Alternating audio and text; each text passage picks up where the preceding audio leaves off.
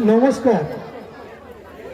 श्री श्री ठाकुर श्यामा मायेर चरणे शत कोटी प्रणाम जानिए बाबा लोकनाथ श्री श्री ठाकुर रामकृष्ण परमहंसदेव और परम प्रेममय श्री श्री ठाकुर अनुकूल चंद्रेर रातुल चरणे प्रणाम जानिए और नाट्याचार्य गिरीश घोषेर आशीर्वाद पाथेय करे शुरू करছি आजकेर छोट्ट नाटक বৃদ্ধাশ্রম।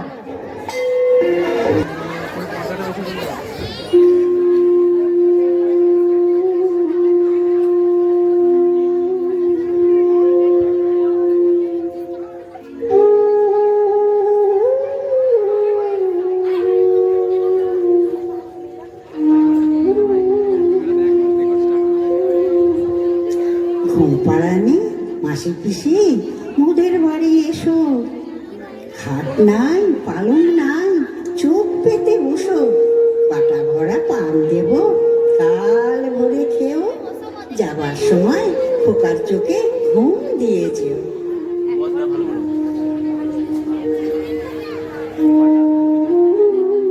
এভাবেই মায়ের ছোঁয়ায় মায়ের ভালোবাসায় মায়ের কোলে ঘুমিয়ে পড়ে শিশু।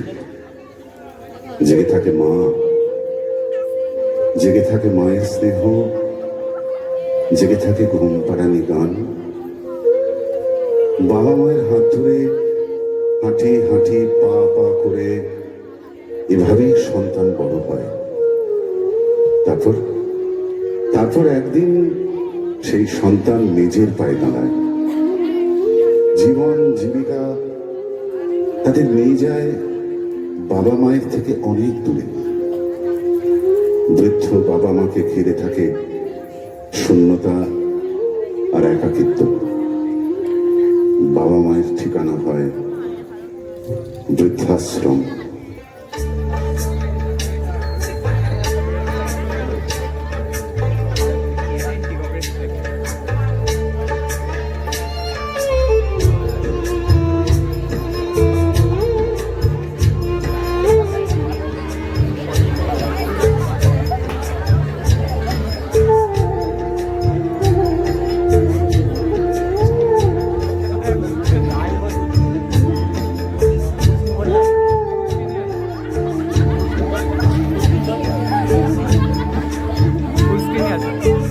ছেলে আমার মস্ত মানুষ, মস্ত অফিসার, মস্ত ফ্ল্যাটে যায় না দেখা এপার ওপার।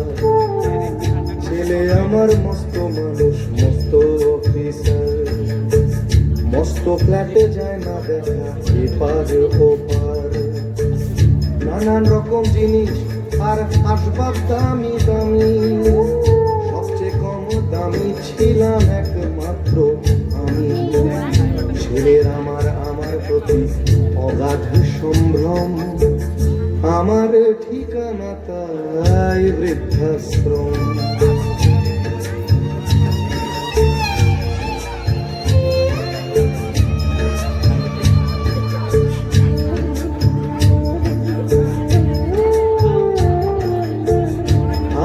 ব্যবহারের সেই আলমারি আর আয়না ওসব নাকি বেশ পুরনো ফ্ল্যাটে রাখা যায় না।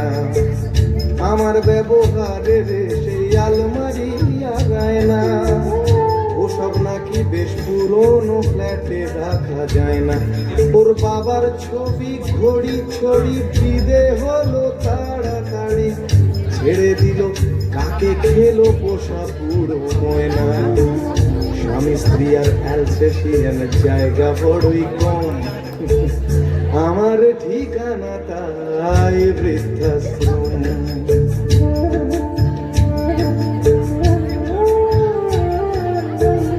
নিজে হাতে ভাত খেতে পারতো না খোকা, উল্টা আমি না থাকলে রে কি করবি খোকা। ঠোঁট ফুলিয়ে কাঁদতো খোকা আমার কথা শুনে, খোকা বোধহয় আর কাঁদে না নেই বুঝিয়া। ছোটবেলায় স্বপ্ন দেখে উঠত খোকা কেঁদে, দুহাত দিয়ে বুকের কাছে রেখে দিতাম বেঁধে। দুহাত আজও খোঁজে ভুলে যায় যে একদম, আমার ঠিকানা এখন বৃদ্ধাশ্রম।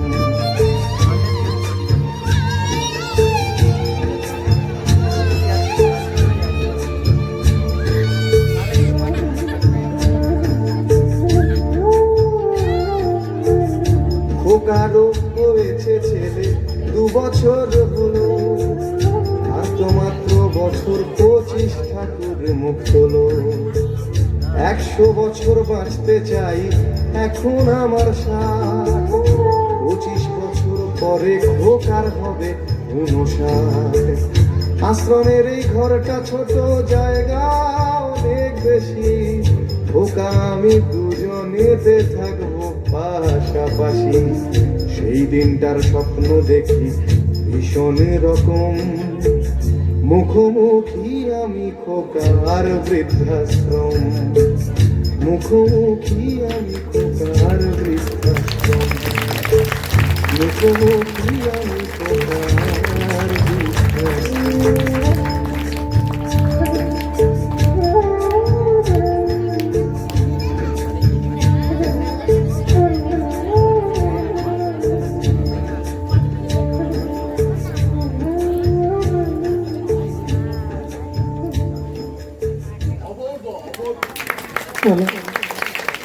বৃদ্ধাশ্রম, বৃদ্ধাশ্রম শব্দটা সংক্ষিপ্ত হলেও এর গভীরতা অনেকখানি।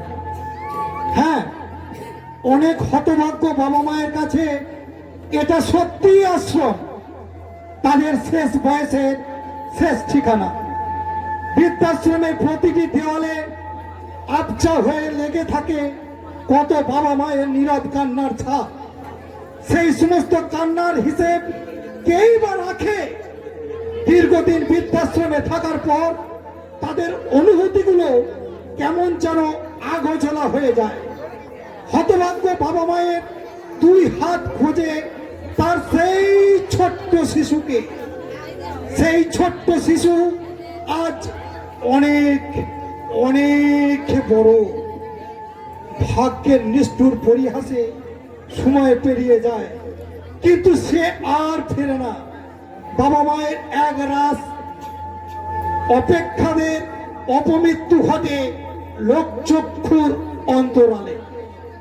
এইরকমই হাজারো ঘটনার সাক্ষী এই বৃদ্ধাশ্রম। এই গল্প সেই রকম এক বৃদ্ধা, তিনি তার জীবনের শেষ প্রান্তে এসে পরিবারের কাছে যেন এক রাস বোঝা হয়ে দাঁড়ায়।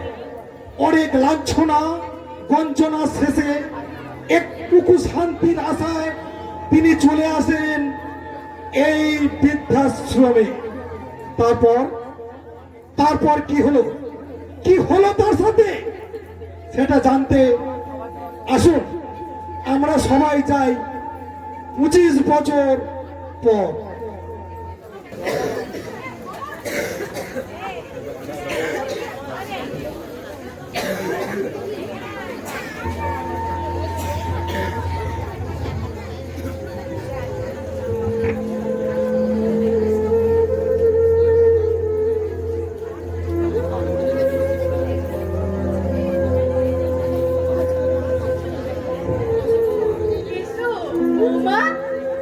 আমাদের বৃদ্ধাশ্রমে তোমাকে স্বাগত জানাই। দাদু ভাই কই? আপনার নাতি গাড়ি থেকে মালপত্র নামাচ্ছে।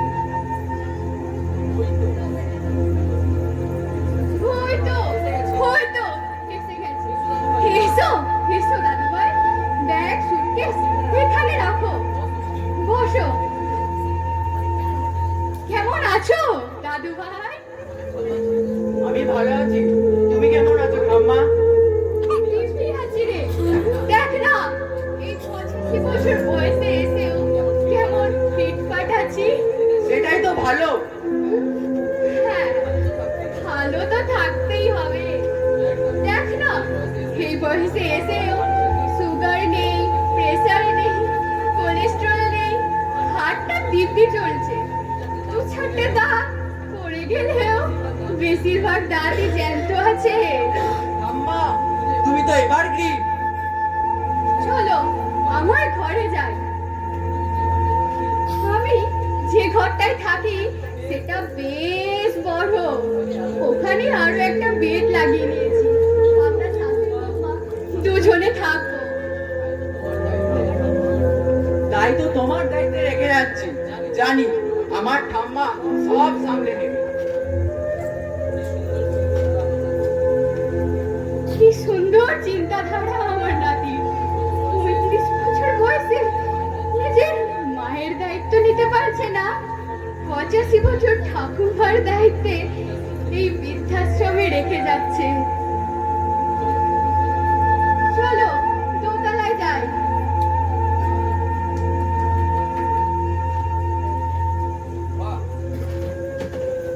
বাহ, তোমার ঘরটা দারুণ ঠাম্মা। যেখানে বাস করবো সেটা কি দারুণ না হলে চলে দাদু ভাই? দাঁড়াও, 3 কাপ চা বলে দিই। পঞ্চানন, 3 কাপ চা দিয়ে যা তো।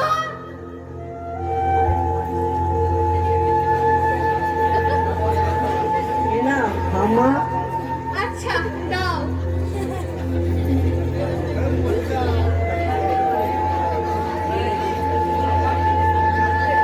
আম্মা, তুমি জানতে আজকে মাকে নিয়ে আসবো? হ্যাঁ, জানতাম তো।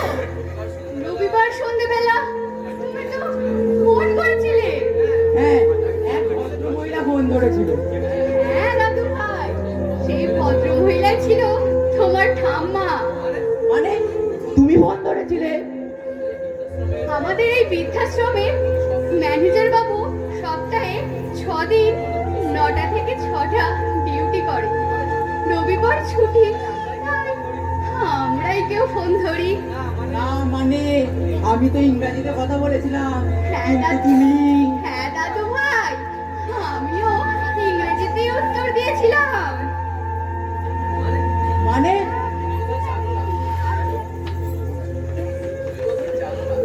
তুমি বোধহয় জানো না, কিংবা জানলেও ভুলে গেছো, আমি ইংরেজিতে অনার্স নিয়ে বিএ পাস করেছিলাম।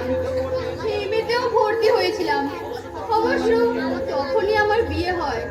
স্বামী, সন্তান, সংসার এসব সামলাতে গিয়ে এমএটা আর শেষ করা হয়নি। এবার উঠি ঠাম্মা, অফিস যাওয়ার সময় হয়ে গেছে, পরে আসবো। আচ্ছা এসো দাদু ভাই। আমার নাতি মানে অনিকেত সেনগুপ্ত, ডাক নাম ছোটু। আমি তিস্তা সেনগুপ্ত, বয়স 85 বছর। আজ থেকে প্রায় 25 বছর আগে, মানে যখন আমার বয়স 8 বছর, তখনই আমার পুত্র আর পুত্রবধূ আমাকে এই বৃদ্ধাশ্রমে চালান করেছিল। তার 2 বছর আগেই আমার স্বামী গত হয়েছিলেন। যদিও আমার পুত্র অপুর এতে কোনো সম্মতি ছিল না, কিন্তু আমার পুত্রবধূ ঠিক করে নিয়েছিল আমাকে বৃদ্ধাশ্রমে পাঠাবে। তাই নিয়ে আমার পুত্র অপুর সাথে আমার বৌমার তীব্র বিরোধ লেগেছিল। দিনের পর দিন বাড়িতে অশান্তির ঢেউ বয়ে যেত। আমি আমার পুত্রবধূর কাছে অসহ্য হয়ে উঠেছিলাম। আমার ছেলের পক্ষে অবশ্য এই দাবি মেনে নেওয়া মুশকিল হয়েছিল, কিন্তু দিনের পর দিন বাড়িতে ওই অশান্তি আমারও ভালো লাগছিল না। তাই তাই আমি একদিন নিজেই অপুকে বললাম, অপু, তুই আমাকে বৃদ্ধাশ্রমে থাকার ব্যবস্থা করে দে, সুখের চেয়ে শান্তি ভালো। ওর বাবা সরকারি উচ্চপদে চাকরি করত, ফলে সচ্ছলভাবে চলার মতো পেনশন বা উইডো পেনশন তো পাই। ওতেই আমার বৃদ্ধাশ্রমে থাকার খরচ উঠে যাবে, তুই ব্যবস্থা কর। সেই থেকে মানে গত 25 বছর ধরে আমি এই বৃদ্ধাশ্রমের বাসিন্দা। অবশ্য তাতে এক পক্ষে ভালোই হয়েছে, টাকা পয়সা নিয়ে অসুবিধে নেই, ছেলের কাছে হাত পাততে হয় না, তাছাড়া অফুরন্ত সময় হাতে থাকে।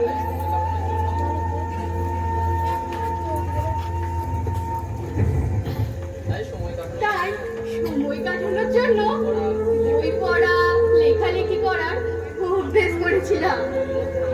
এর মধ্যে আমার পাতানো নাতি অস্তরাত আমাকে বেশ কিছুটা কম্পিউটার শিখিয়ে দিয়েছিল, তাই আমি আমার গল্পগুলো বাংলায় টাইপ করতে পারতাম।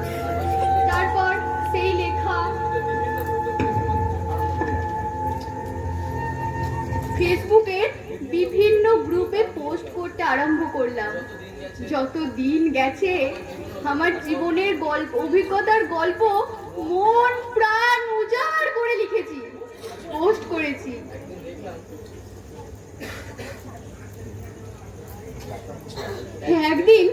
একদিন দেখলাম আমার লেখার পাঠক সংখ্যা দিন দিন বাড়ছে।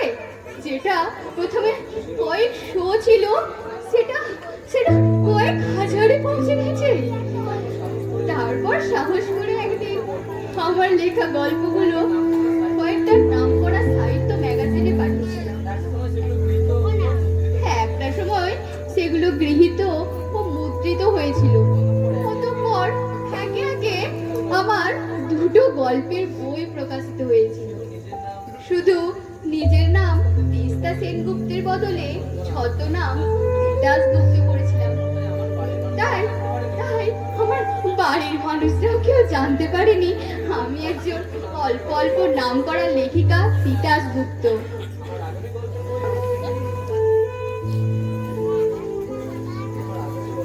আমার আগামী গল্পের বইও সম্ভবত কয়েক মাসের মধ্যেই প্রকাশিত হবে।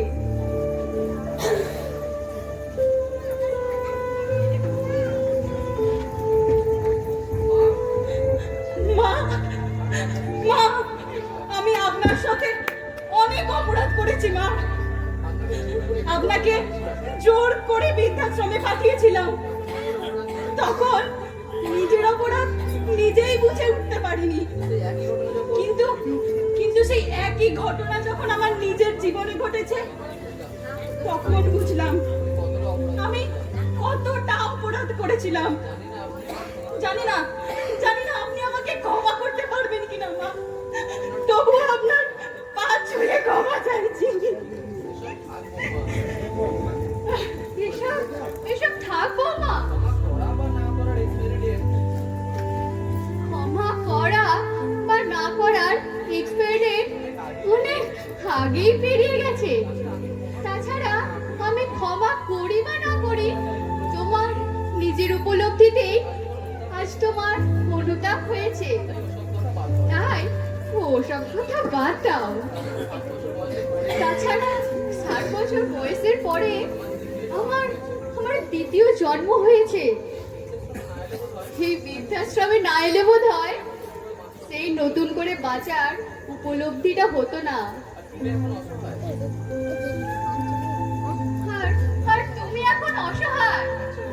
আমার ছেলে অপু যেহেতু বেসরকারি সংস্থায় কাজ করতো বলে পেনশন বা উইডো পেনশনের কোনো সুযোগ তোমার নেই।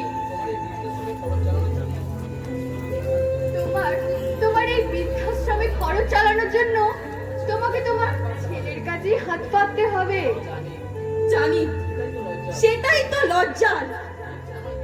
এর যে আমার মৃত্যুও ভালো ছিল। আপনার ক্ষেত্রে আপনার ছেলে কিন্তু আপনাকে বৃদ্ধাশ্রমে পাঠাতে রাজি ছিল না, প্রবল আপত্তি করেছিল। কিন্তু কিন্তু আমার কারণে সেটা করতে বাধ্য হয়। কিন্তু আমার ব্যাপারটা তো অন্য। আপনার ছেলের মৃত্যুর 1 বছর পরে আমার পুত্রবধূ পাখি আর পুত্র ছোট দুজনে মিলে আমাকে তাড়ানোর জন্য উঠে পড়ে লেগেছিল। আমার মতামতের কোনো দাম রাখেনি, তাই মেনে নিতে বাধ্য হয়েছি। বৌমা দেখো, আমার টেবিলে একটা বুদ্ধদেবের মূর্তি আছে। আমি আমি ওনার ভক্ত। বুদ্ধদেবের জীবনী ও দর্শন আমি পড়েছি, আর তাতেই জীবনের সার বুঝেছি।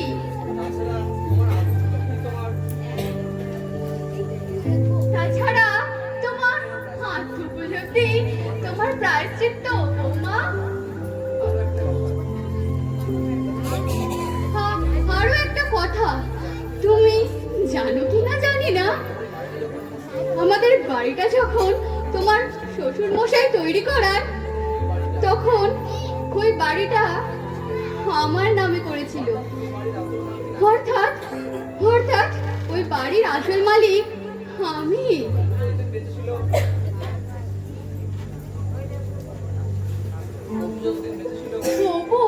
অপু যতদিন বেঁচে ছিল বাড়ির ট্যাক্স ওই দিত। ওর মৃত্যুর পর প্রায় 2 বছরের ট্যাক্স বাকি পড়ে গিয়েছিল, আমি ক্লিয়ার করেছি। যেহেতু অপু আমাকে বৃদ্ধাশ্রমে পাঠাতে রাজি ছিল না, তাই ওর জীবদ্দশায় আমি কোনো রকম সমস্যার সৃষ্টি করিনি। কারণ এইটুকু সান্ত্বনা ছিল, আমার আমার নিজের রক্ত আমাকে ভালোবাসে। কিন্তু এখন বুঝলাম আমার নাতি মানে অনিকেত সেনগুপ্ত এই ভাবনার বিপরীত। তাই এবার আমায় একটা কিছু ব্যবস্থা করতে হবে। আমাদের বৃদ্ধাশ্রমে নিরঞ্জন সাহা নামের একজন অ্যাডভোকেট থাকে, তার সঙ্গে একটু পরামর্শ করতে হবে।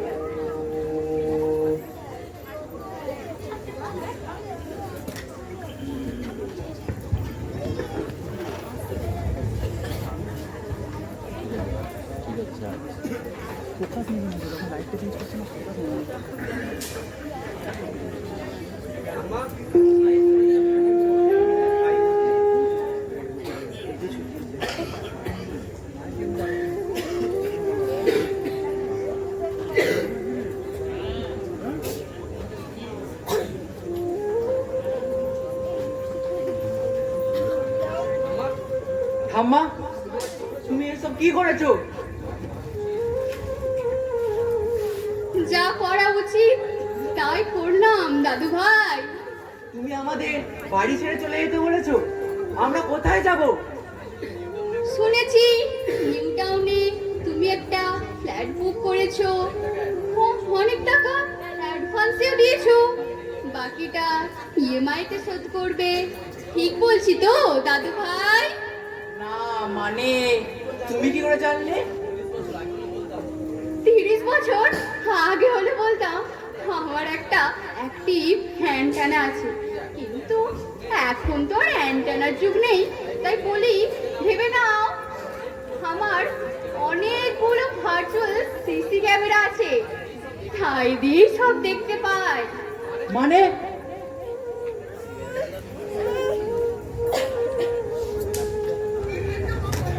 তোমার কাছে সিগারেট আছে দাদু ভাই? দাও তো একটা সিগারেট খাই। কি বলছো ঠাম্মা, তুমি সিগারেট খাবে? হ্যাঁ, কলেজে পড়ার সময় অতি আগ্রহের বসে কিনেছিলাম। কলেজের ছেলে বন্ধুরাই খাইয়েছিল। তারপর ধরো তোমার দাদু থেকে নিয়েও মাঝে মাঝে কয়েকটা মেরেছি। দিব্যি লাগে, মাথাটা পরিষ্কার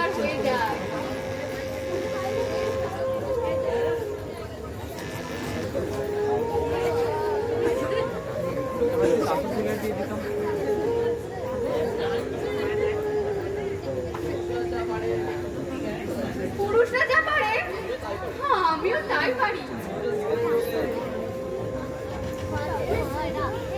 পুরুষরা সিগারেট খেলে তোমার স্বাভাবিক মনে হয়, তোমার তোমার ঠাকুমা খেলেই আমাকে কেন? না, তা নয়। তুমি মাঝে মাঝে মদ্যপান করো, তোমার বউকে খাইয়েছো কোনোদিন? না মানে তোমার এক গ্লাসের বন্ধু নিবারণের স্ত্রীর সঙ্গে তোমার একটা সামাজিক নিয়ম বহির্ভূত সম্পর্ক আছে। নিবারণ জানে না, তোমার বউ জানে না। ঠিক বলছি তো দাদু ভাই? তুমি এসব কি বলছো? তাহলেই বুঝতে পারছো তোমাদের সব খবরই আমি রাখি। তুমি তুমি নিজের কাছেই নিজে সৎ থাকতে পারোনি। আচ্ছা, এবার বলো তো দেখি, তোমার মানে পাখিও যদি কারোর সঙ্গে এমন সম্পর্কে জড়িয়ে পড়ে, জানতে পারলে তোমার কেমন লাগবে দাদা ভাই? ঠাম্মা, তুমি ভাবছো অন্যেরা কিছু খারাপ করলে সেটা খারাপ, কিন্তু সেটা যদি তুমি করো তাহলে ঠিক। তাই যেমন বলছি তেমন করো, বাড়িটা ছেড়ে দাও, নিজের ব্যবস্থা নিজে করে নাও। পূর্বপুরুষের সম্পত্তি নিয়ে রংবাজি করো না। রংবাজি? আমি আমি আরো খারাপ খারাপ কথা জানি, গালাগালিও জানি, শুধু ব্যবহার করছি না। ঠাম্মা, আমি যদি বাড়ি না ছাড়ি কি করবে? কেস করবে? না দাদু ভাই, অত বোকা আমি নই। কেস করলে সেই কেস 5 বছর, 10 বছর কিংবা 15 বছরও চলতে পারে। অত সময় আমার হাতে নেই। তাহলে আমিও বাড়ি ছাড়বো না।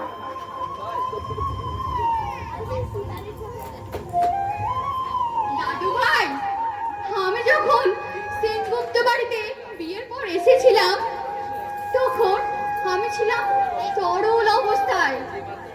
তাই তাই যে পাত্রে আমাকে রাখা হতো সেই পাত্রেরই আকার ধারণ করতে হতো। শ্বশুর শাশুড়ি কাছে তাদের মনের মতো আকার, স্বামীর কাছে তার মনের মতো আকার, শ্বশুর শাশুড়ি আত্মীয়দের কাছে নতজানু আকার। কিন্তু কিন্তু এই বৃদ্ধাশ্রমে আসার পর আমার নবজন্ম হয়েছে।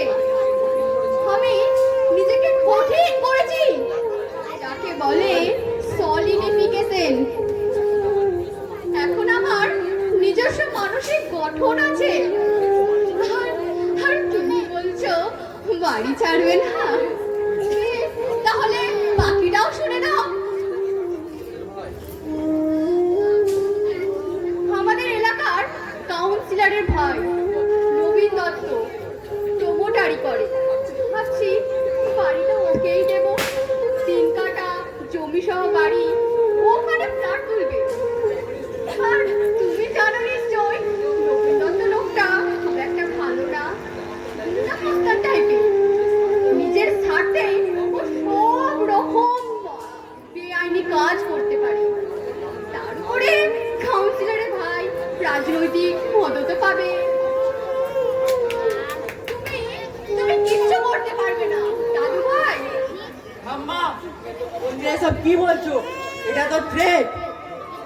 ধরে নাও তাই। যে ছেলে নিজের ইচ্ছায় নিজের মাকে বাড়ি থেকে তাড়িয়ে দিতে পারে, তার জন্য এছাড়া কোনো গত্যন্তর নেই। টাকাটা পেলে তোমার মাকে আমার কাছে হাত পাততে হবে না, আমি সামলে নেব। এটা হতে পারে না। পুত্রবধূরা অনেক ক্ষেত্রেই শাশুড়িদের পছন্দ করে না, কিন্তু পুত্র যদি একই রকম ব্যবহার করে তাহলে বুঝতে হবে সেই পুত্র আসলে কুপুত্র।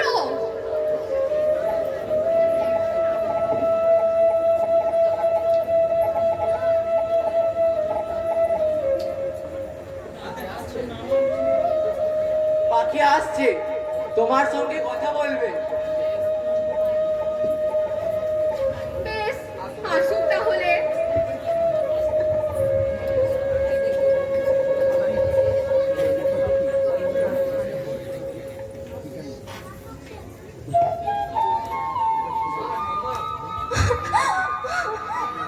মা, ঠাম্মা, তোমরা বাড়ি ফিরে চলো। আমরা সবাই একসঙ্গে থাকবো। এরকম ভুল আর জীবনে কোনোদিনও করবো না।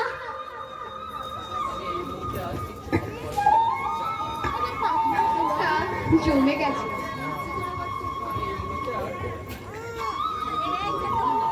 আমি আমি এই মুহূর্তে আর কিছু ভাবতে পারছি না, তাই এখন এই আলোচনা বন্ধ করলাম।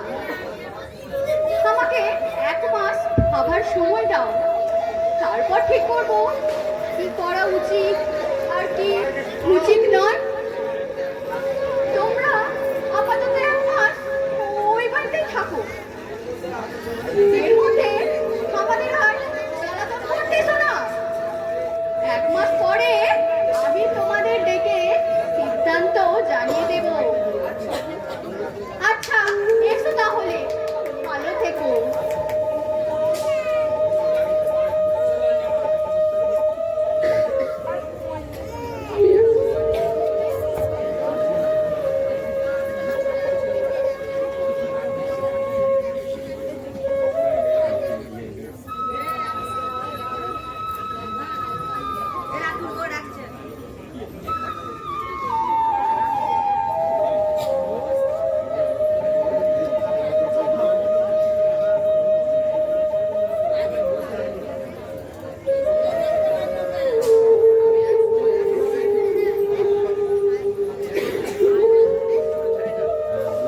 আমি আমি এক সময় একইভাবে শাশুড়িকে বৃদ্ধাশ্রমে পাঠিয়েছিলাম। আমার ছেলে বৌমা যা করেছে সেই একই অপরাধ আমিও করেছিলাম। তাই তাই তো শাস্তি আমারও প্রাপ্য। হ্যাঁ, তুমি যেটা করেছিলে সেটাও অপরাধ, কিন্তু যেহেতু সেই ঘটনা অনেক আগেকার, তাই ওটাকে আর ফিরিয়ে আনা যায় না, কারণ সময় তো আর থেমে থাকে না। কিন্তু এখন যেটা করছি সেটা বর্তমান, এটাকে উল্টে দেওয়া যায়। আর তোমার জন্য শাস্তি তো থাকলোই, তোমার বাকি জীবনের অনুতাপ আর অপরাধ বোধ।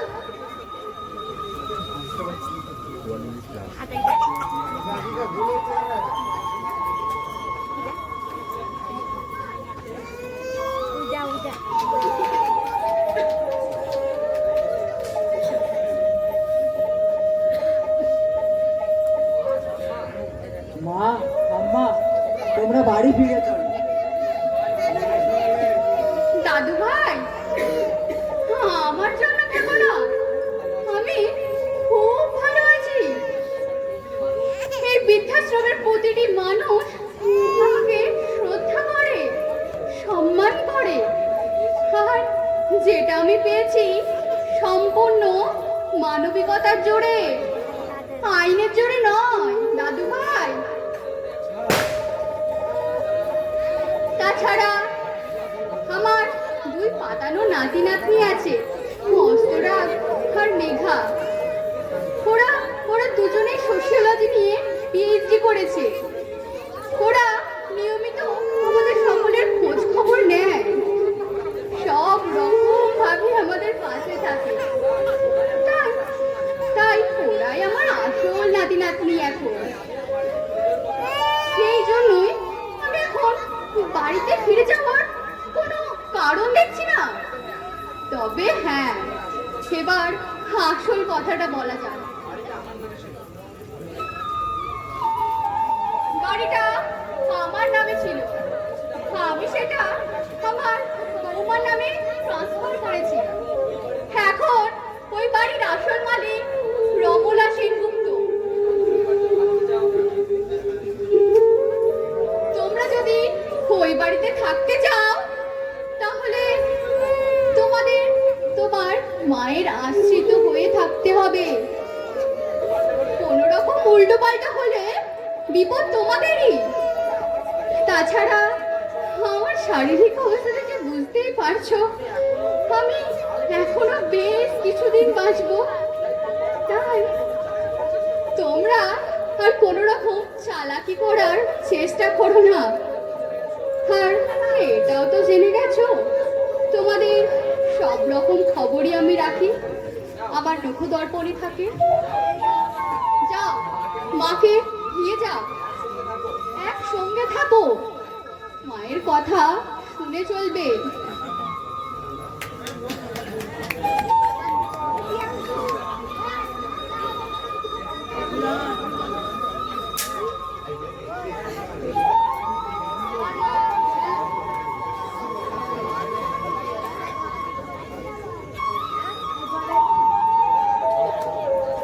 তাছাড়া তোমার আগের দিন যে কাণ্ড কারখানার কথা বললাম সেগুলো বন্ধ করো, তাহলে এসো, ভালো থেকো তোমরা।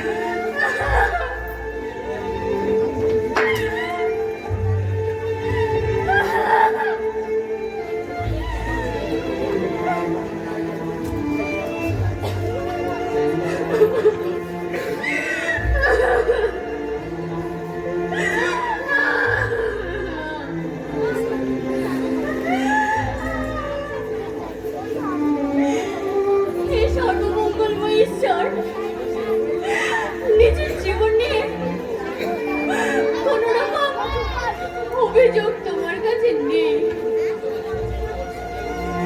তাই যদি জীবনে অল্প হলেও পূর্ণ করে থাকি তবে তার ফলস্বরূপ ওদের তুমি সুখ শান্তি দিও। আরো একটা প্রার্থনা আছে তোমার কাছে, প্রভু তুমি তো সবার মঙ্গল করো। প্রভু সব সন্তানদের তুমি সুমতি দিও, তারা যেন তাদের বাবা মায়ের প্রতি যত্নশীল হয়। কোনো বাবা মায়ের ঠিকানা যেন এই বৃদ্ধাশ্রম না হয়। এই জীবনের অব্যক্ত যন্ত্রণা আমি মর্মে বুঝেছি প্রভু, মর্মে বুঝেছি, মর্মে বুঝেছি।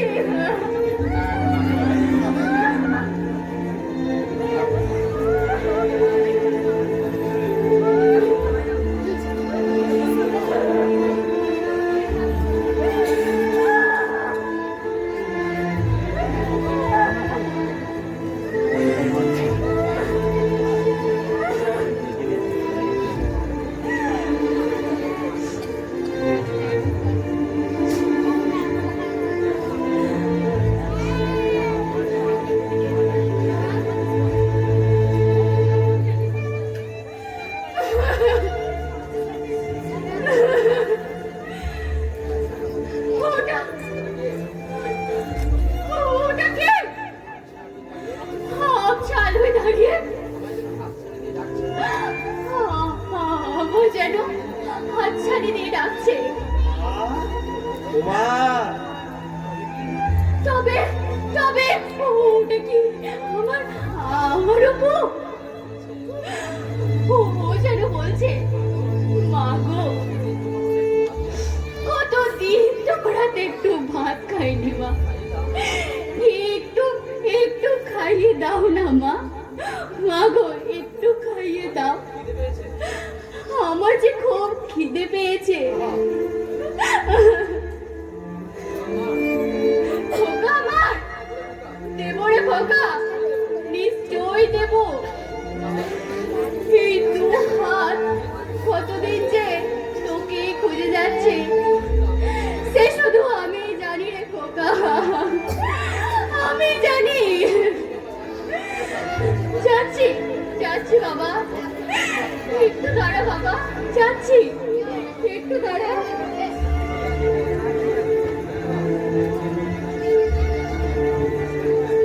খোকা খোকা খোকা, একটু দাঁড়া বাবা, যাচ্ছি।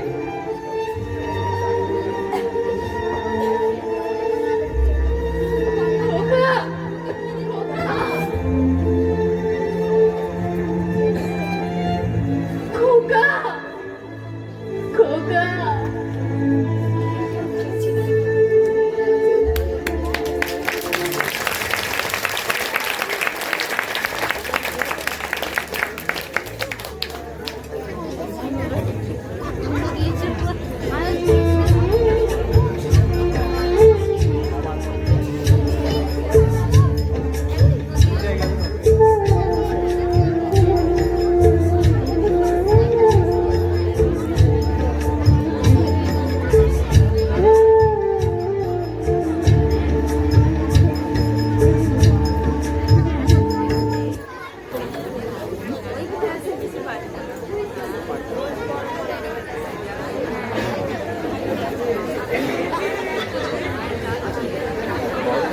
ঠাকুর মশাই, ঠাম্মার শ্রাদ্ধ কিন্তু ধুমধাম করে হবে, বিসর্গ করবো।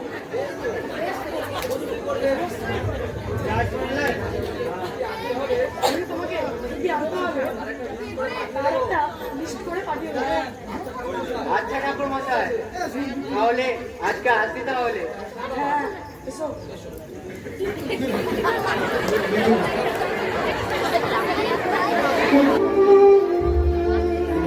বাহারে সভ্য সমাজ, মানুষটা যখন প্রাণ ছিল, যখন সে প্রতিটা দিন হতাশায় ভুগেছে, তখন তার পাশে থাকার কথা কেউ ভাবেনি। জীবনে এতগুলো বছর তার কতটা কষ্টকর ছিল সেটা কেউ হয়তো দেখতেও চায়। আর আজ আজ তার ঠাম্মা যখন ইহলোক ত্যাগ করে চলে গেছেন, তখন তার মনে হয়েছে ঠাম্মার জন্য শ্রাদ্ধ শান্তি করা, লোকজন খাওয়ানো। সত্যি কি এরকম লোক দেখানো সহানুভূতি ঠাম্মা চেয়েছিল? উত্তরটা আপনারা যারা শ্রোতা প্রত্যেককেই বিবেচনা করবেন। এই গল্পে আমাদের হয়তো এই বার্তাই দিয়ে গেল যে থাকতে মূল্য দাও, চলে যাওয়ার পর নয়।